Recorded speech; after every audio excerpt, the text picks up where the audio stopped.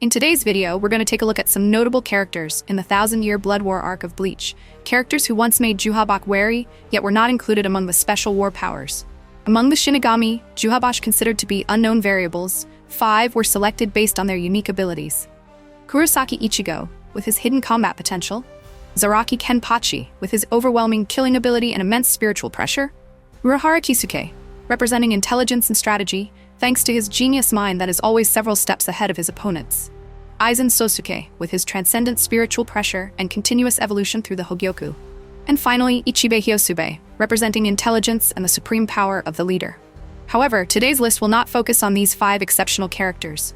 Instead, we will take a closer look at characters who were not classified by Yhwach as special war powers, yet still possessed formidable strength, with some of them even playing extremely important roles in the final battle.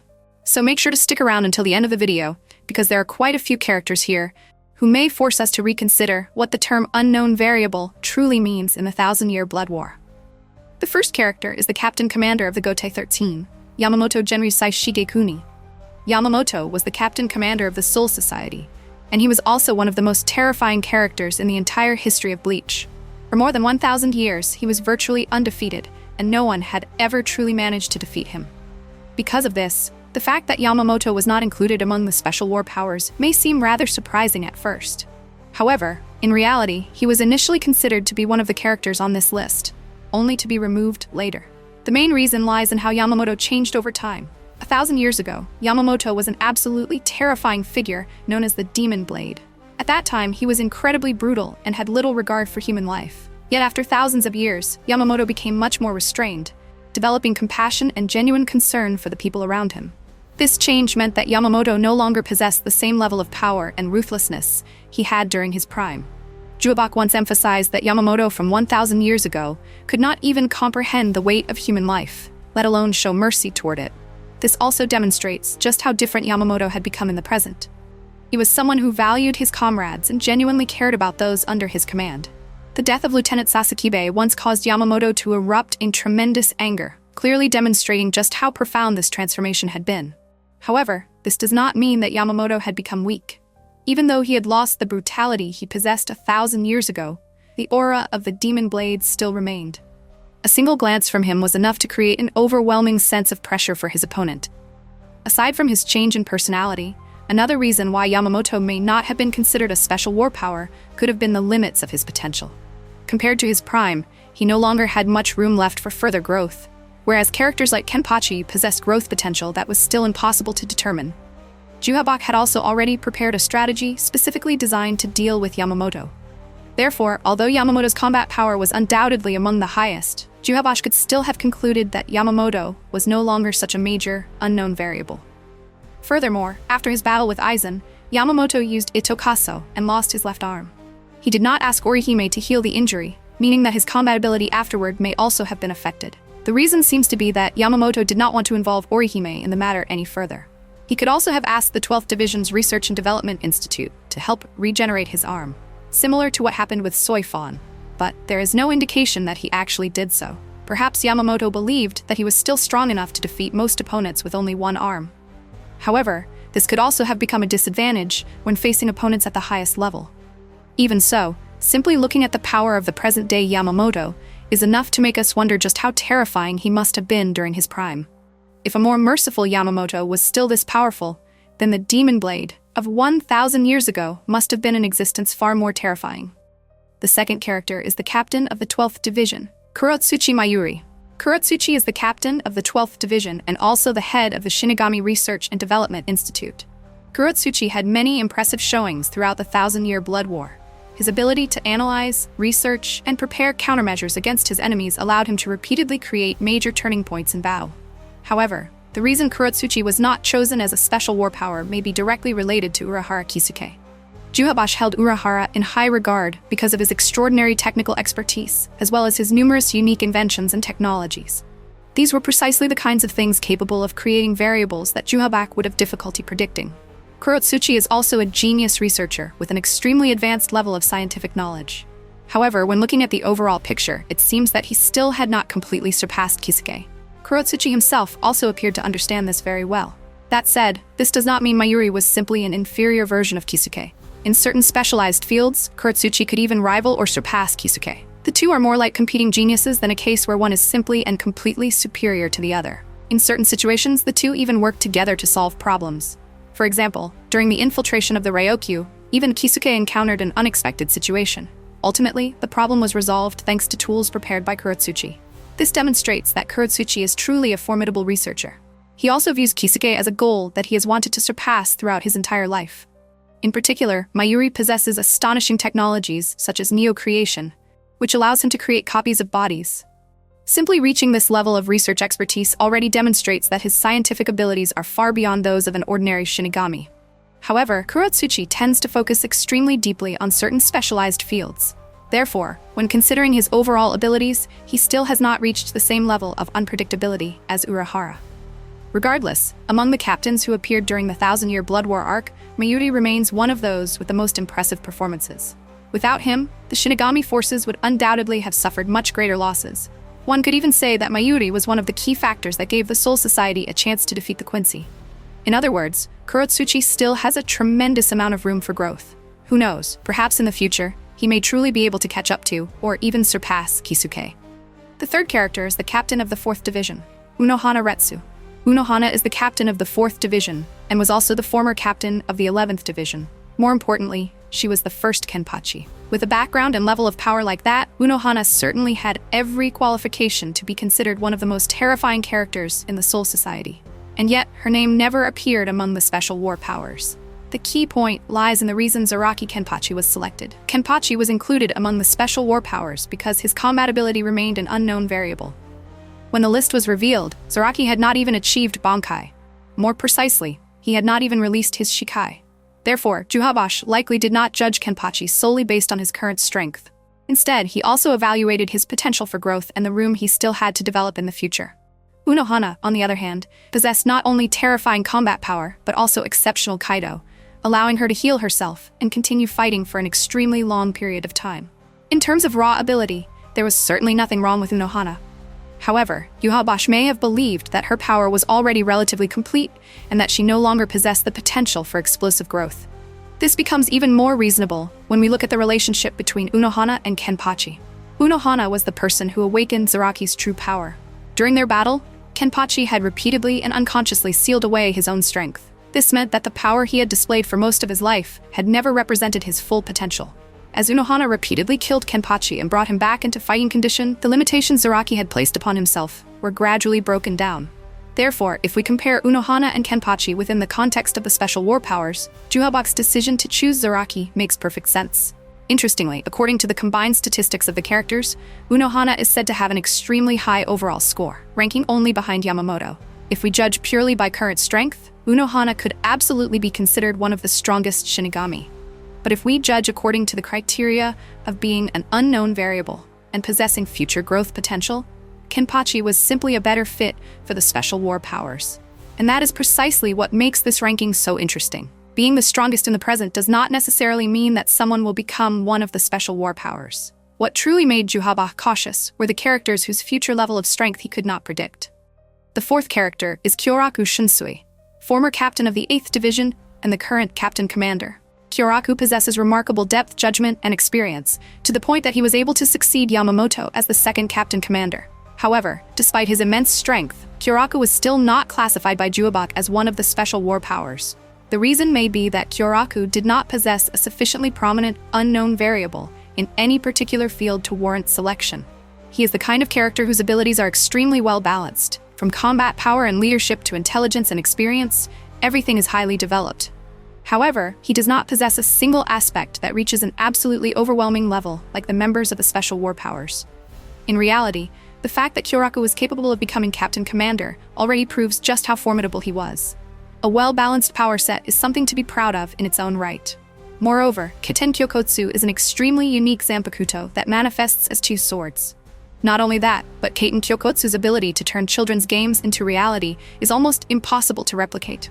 Kyoraku's Bankai is even so dangerous that he cannot casually use it in front of other people. This clearly demonstrates that there is absolutely no doubt about Kyoraku's strength. To take on the position of Captain Commander, a person needs more than just power. They must also possess enough composure to control dangerous abilities. Kyōraku possesses precisely that kind of balance. However, according to the criteria of the special war powers, simply being strong does not seem to be enough. A character must possess at least one truly outstanding ability that is extremely difficult to replace. Kyōraku may belong to the category of extremely powerful, but not absolutely dominant in any single area. He is a character with enough strength that he can never be underestimated, but rather than being an unpredictable, unknown variable, Kyōraku's power is stable, balanced, and comprehensive. This becomes even clearer when compared with the other members of the special war powers. Kenpachi stands out for his combat ability. Uruhara stands out for his intelligence and technical expertise, while Aizen possesses overwhelming spiritual pressure. Each of them has a particular field that has practically become the defining characteristic of their strength. Kyōraku, by contrast, distributes his abilities relatively evenly across multiple areas. He does not possess intelligence or technical abilities on Uruhara's level. If we consider pure offensive power, he also falls short of Kenpachi, and in terms of sheer knowledge, he cannot compare to Aizen. Of course, none of this means Kyōraku is weak. On the contrary, his balanced abilities and lack of any obvious weakness are precisely what allowed him to become Captain Commander. A very clear example is his battle against Stark, the first Espada. Kyōraku was even able to defeat Stark using only his Shikai. That performance alone is enough to demonstrate just how terrifying his true strength really was. Overall, Kyōraku possesses extremely high abilities in many different areas, from his depth and combat power to his leadership skills. However, he does not specialize to the point of becoming absolutely dominant in one single field. For that reason, Kyōraku's exclusion from the special war powers is relatively reasonable. It is not simply that he was weaker than the people on the list, rather he lacked a singular ability so extraordinary that it would make him the greatest unknown variable within that particular field. The fifth character is Kuchiki Byakuya, captain of the 6th Division. Byakuya is considered to be the strongest person in the history of the Kuchiki clan. From the moment he first appeared in the Substitute Shinigami arc, Byakuya continuously demonstrated impressive abilities. He was calm, talented, and possessed an extremely powerful Zanpakuto known as Senbonzakura. It could be said that Byakuya possessed almost every quality one would expect from a genius. However, although Senbonzakura possesses extremely formidable power, it also has a relatively clear weakness. When activating its ability, Byakuya's body is not fully protected, leaving him almost defenseless in certain situations. This could be considered an important weakness, because a truly unpredictable, unknown variable should ideally make it difficult for the opponent to determine its limits or identify its weaknesses. Even so, after his experiences in the Ryokyu, Byakuya became significantly stronger. From the second invasion onward, he was even capable of defeating Robert, Candace, Nanana, and Esnut without sustaining injuries, while continuing to play an important role in the war. Byakuya does not rely solely on his Zanpakuto either. He is also highly proficient in Kido. His ability to combine multiple forms of combat makes him one of the captains with one of the most well-rounded fighting styles. This is also what makes Byakuya quite similar to Kyōraku. He possesses a wide range of abilities and is genuinely powerful, but he resembles a character who knows how to do everything without being absolutely specialized in any single field. From this perspective, Byakuya's exclusion from the special war powers is also relatively reasonable. Beyond his strength, Byakuya also has a surprisingly hot-tempered side and an extremely strong sense of pride. If he were able to overcome some of his psychological limitations, perhaps he could still progress even further. The 6th character is Hitsugaya Tōshirō, captain of the 10th Division. Hitsugaya became a captain at an exceptionally young age and quickly became one of the most beloved characters in the entire series. His Bankai, Daigaran Hyorin Maru, is also one of the most famous and beloved Bankai in Bleach. From the moment he joined the Gote 13, Hitsugaya was already capable of using Bankai. This demonstrates that his talent and potential for growth far exceeded that of an ordinary Shinigami. Hitsugaya's ability to think on his feet is also extremely impressive. Even after his Bankai was stolen by the Quincy, he immediately instructed Ranjaku to report the situation to the other captains from the rear. This shows that Hitsugaya is not only powerful, but also extremely cautious and capable of making sound judgments under pressure. Even Kyōraku Shunsui highly valued Hitsugaya's potential. He once believed that, after another 100 years, Hitsugaya would surpass him. Therefore, purely in terms of ability, Hitsugaya certainly possesses the qualities necessary to become a special war power. However, one interesting possibility is that Yhwach did not know about Hitsugaya's evolved Bankai, also known as Adult Hitsugaya. In this state, Daigaran Hyorin Maru is capable of completely freezing its target and rendering the opponent incapable of functioning. Its power is so terrifying that it would not be particularly surprising if Yhwach simply failed to account for this version of Hitsugaya. Additionally, Hitsugaya is also one of the relatively newer captains. Therefore, Yhwach may not have considered him enough of a threat to warrant special attention. Whatever the actual reason may have been, if we judge purely by strength, Hitsugaya's combat ability, growth potential, and ability to remain calm under pressure are all extremely impressive. He certainly possesses enough qualities to have been considered for the special war powers. Furthermore, after undergoing treatment for his zombification, there are indications that Hitsugaya's lifespan may have been affected. However, the series has never specified exactly how many years of his life he may have lost. Even so, for a character who still has his entire future ahead of him like Hitsugaya, the most exciting possibility is that he will continue to live for a long time, mature, and eventually reach the true limits of his power. The seventh character is Shihōin Yoruichi. Yoruichi once trained Ichigo and Orihime, while also appearing at several critical moments and playing an important role in numerous battles. Yoruichi is a master of Shunko, a technique that combines Hakuda and Kido. She is also an expert in Shunpo, a high-speed movement technique, to the point that she became known by the nickname Shunshin Yoruichi. Not only that, Yoruichi is the head of the Shihōin clan, one of the 4 great noble families, and she previously served as the captain of the 2nd Division. These positions alone demonstrate just how high Yoruichi's status once was within the Soul Society. However, when judged according to the criteria of the special war powers, the unfortunate point about Yoruichi may be that her combat ability is not sufficiently outstanding in any particular area. Yoruichi was once a captain, so theoretically she should possess a bankai. Yet throughout the entire series, her bankai has never been used even once. The reason may be related to the nature or conditions required to use it, but since the series has never revealed any specific details about it, we still cannot determine exactly what its abilities are. Interestingly, the novel version reveals that Yoruichi is stronger when fighting with Hakuda without using a sword. This raises the possibility that her Hakuda may actually be more effective than using her bankai. If so, Yhwach may have concluded that Yoruichi did not possess the level of combat power that required his special attention. Even though she was not included among the special war powers, the nickname Shunshin still perfectly reflects how terrifying Yoruichi is. She possesses extraordinary speed, has mastered Shunko, can transform into a cat, and was once an assassination specialist of the 2nd Division. Her overall skill set is incredibly diverse and unique. However, the problem is that most of Yoruichi's abilities do not seem to possess a decisive finishing move powerful enough to create an overwhelming difference. In the novels, the spiritual pressure of Yoruichi and Yushiro is stated to be comparable. However, unlike Yushiro, who was still active as a captain, Yoruichi had spent roughly 100 years away from combat. Therefore, it would be inaccurate to say that Yoruichi is weak. Rather, according to the criteria of the special war powers, her combat ability probably did not reach the level of becoming a particularly significant, unknown variable. The 8th character is Tsukishima Shūkurō. Tsukishima is a character whose abilities are completely different from those of the characters we have discussed so far. Tsukishima's Fullbring, Book of the End, allows him to alter the past of a person or object that he cuts. This ability was introduced during the Fullbring arc, yet its influence would become extremely important during the 1,000-year Blood War. Tsukishima was once killed during the Fullbring arc, but he later appeared again in the Soul Society. At that point, Ichigo's Tensa Zangetsu had been altered and destroyed by Yhwach through his manipulation of the future. However, Book of the End allowed Tsukishima to create a past in which Tensa Zangetsu had never been destroyed. As a result, Tensa Zangetsu was restored, allowing Ichigo to continue fighting Yhwach. Viewed from this perspective, Tsukishima's ability to alter the past almost functions as a direct counter to Yhwach's ability to alter the future. It would not be an exaggeration to say that Ichigo was able to win thanks to Tsukishima's assistance. The interesting thing about Book of the End is that it sounds like an ability capable of creating a time paradox. However, within the series, it does not appear to cause any obvious distortion of space-time. One reasonable interpretation is that the ability does not actually rewrite the entire history of reality, but rather turns a possibility that could have happened into something that becomes part of the past. Despite possessing such a terrifying ability, Tsukishima has one very clear limitation. He must successfully cut his target in order for Book of the End to take effect. Given Tsukishima's level of combat ability, directly landing an attack on Yhwach would be almost impossible.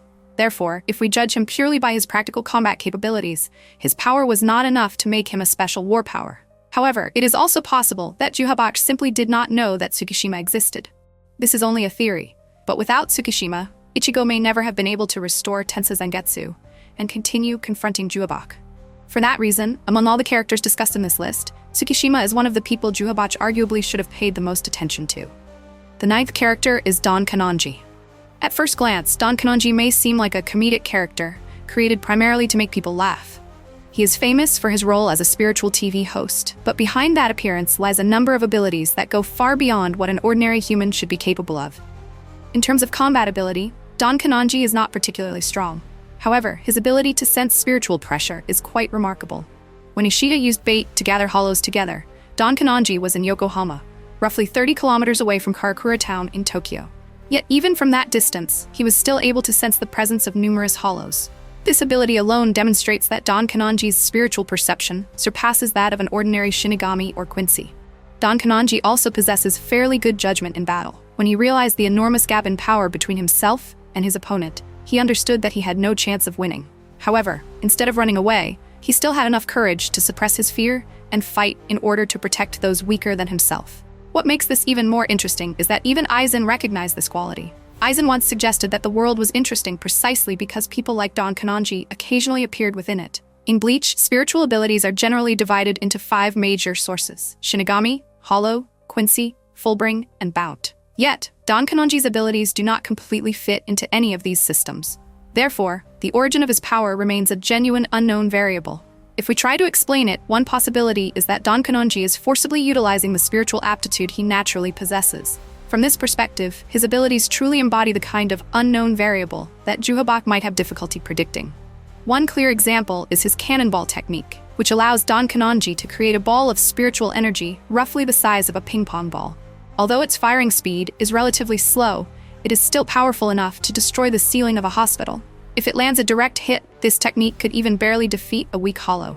For an ordinary human being, this is already an extremely abnormal ability. Based on the naming and classification of abilities in Bleach, Cannonball could potentially be considered a form of Fullbring. However, it does not use an intermediary object as a medium, meaning that it does not completely fit the principles of Fullbring. This only makes the origin of Don Kanonji's abilities even harder to determine. Don Kanonji also has a rather unique way of dealing with souls. When he encounters wandering spirits, he often chooses to talk to them until they pass on, rather than simply just after they become hollows. Perhaps because he left such a deep impression on them, most of the spirits who eventually arrived in the Soul Society still remembered him. There was even a Kanonji fan club. Looking at Don Kanonji from this perspective, the idea of considering him a completely unreasonable candidate for the special war powers is no longer quite so far-fetched. He possesses a difficult-to-classify spiritual ability, extraordinary spiritual perception, and a unique fighting spirit. Don Kanonji's combat power may not be particularly high, but he himself is a genuine unknown variable. The 10th character is Inoue Orihime.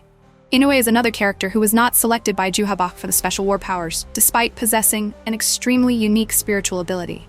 Orihime's Shun Rika possesses an ability that almost reaches the realm of the gods, the power to reject events that have already occurred.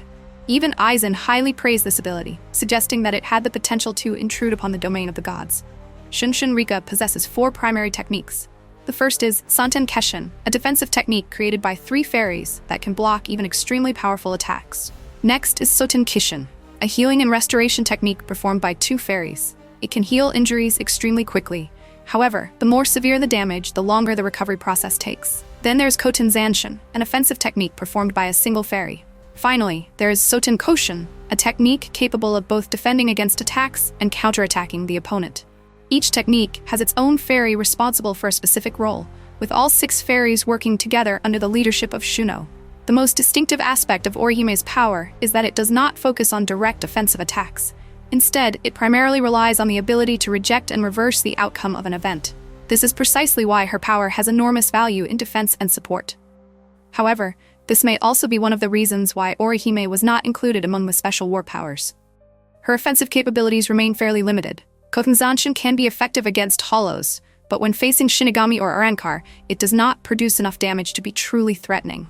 Furthermore, the Rika themselves are relatively fragile. If they are directly attacked by an opponent, they can be destroyed quite easily. Interestingly, every one of Orihime's techniques contains the word shun in its name. This is also quite fitting for the nature of her power, because Orihime's abilities are built around the concept of rejection, meaning that most of her techniques are defensive, protective, or restorative in nature. Therefore, although Orihime's defensive and healing abilities are incredibly unique, when it comes to direct combat ability, she still has clear limitations. However, throughout the Thousand-Year Blood War arc, Orihime continuously trained and improved. She even became capable of moving through the air, significantly improving her combat and support capabilities.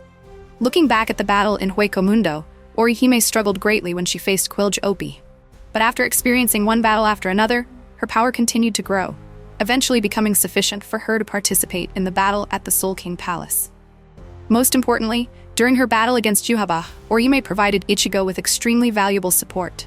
If this had been the Orihime from earlier in the story, she might have been overwhelmed by fear when facing an enemy as powerful as Yhwach. But by this point, she had matured tremendously, and could even feel happy about being able to fight alongside Ichigo. In terms of pure combat power, Orihime may not be strong enough to qualify as a special war power.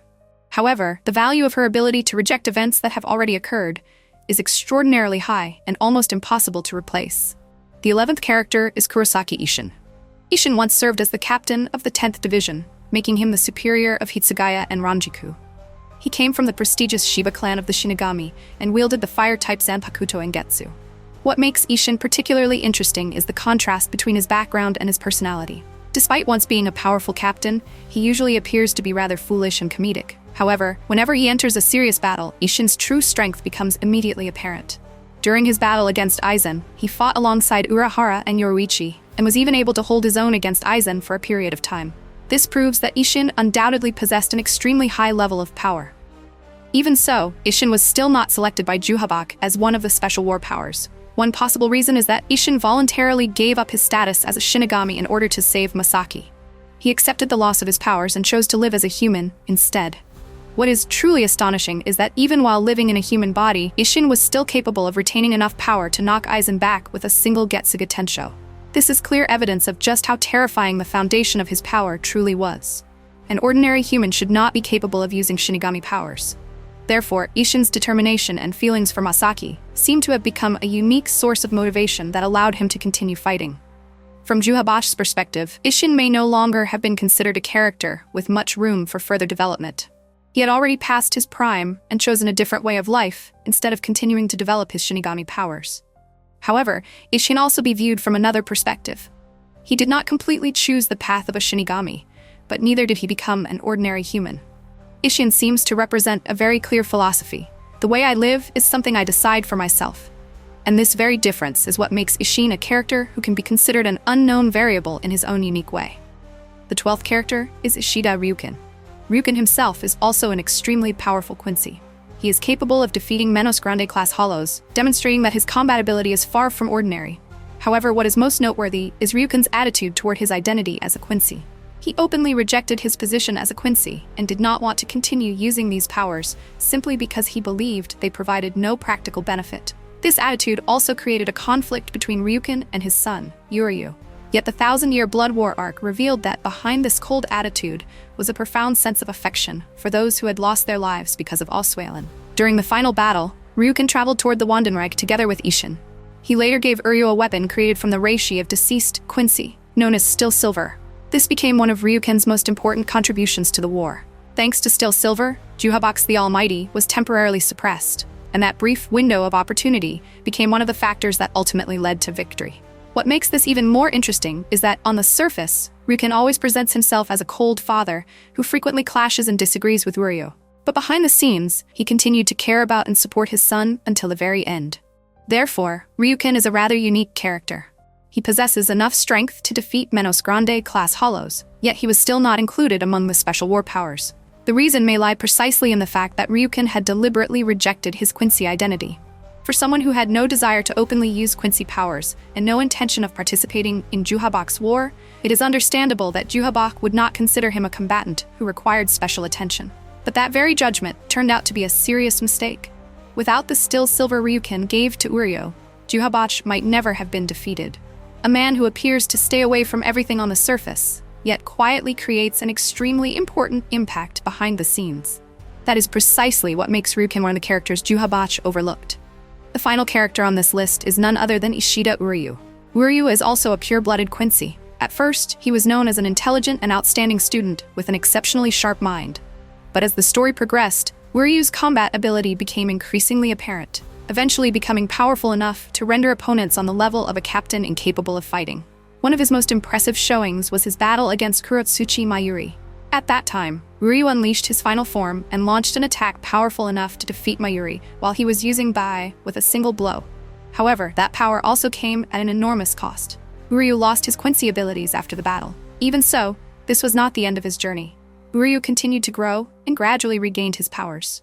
By the time of the Thousand-Year Blood War arc, Yuryu's position became even more significant when Yhwach personally chose him and granted him the power of antithesis. This was one of Yhwach's most important decisions. Instead of viewing Uryū as a dangerous threat that required caution, he placed his trust in him and brought him into his inner circle. But in the end, this turned out to be a serious miscalculation. Uryū still chose his own path. Although he stood alongside Yhwach for a period of time, he ultimately decided to fight alongside his former comrades. Uryū was already an extremely formidable Quincy by nature. But because Yhwach always believed that Uryū was an ally, he never truly took precautions against him. This is also one of the most interesting aspects of the Thousand-Year Blood War arc. Yhwach created the list of special war powers based on the threats he considered particularly dangerous. Yet beyond those unknown variables, there were still many other characters capable of directly influencing the outcome of the war. Ryūken secretly created Still Silver. Uryū possessed Antithesis, and ultimately turned against Yhwach. Characters who initially seemed to fall outside the importance of the special war powers repeatedly went on to create impacts that could not be ignored. It could be said that Yhwach's overconfidence toward the characters outside the special war powers contributed to his ultimate defeat. Without these characters and the roles they played at critical moments, victory over Yhwach may never have been possible.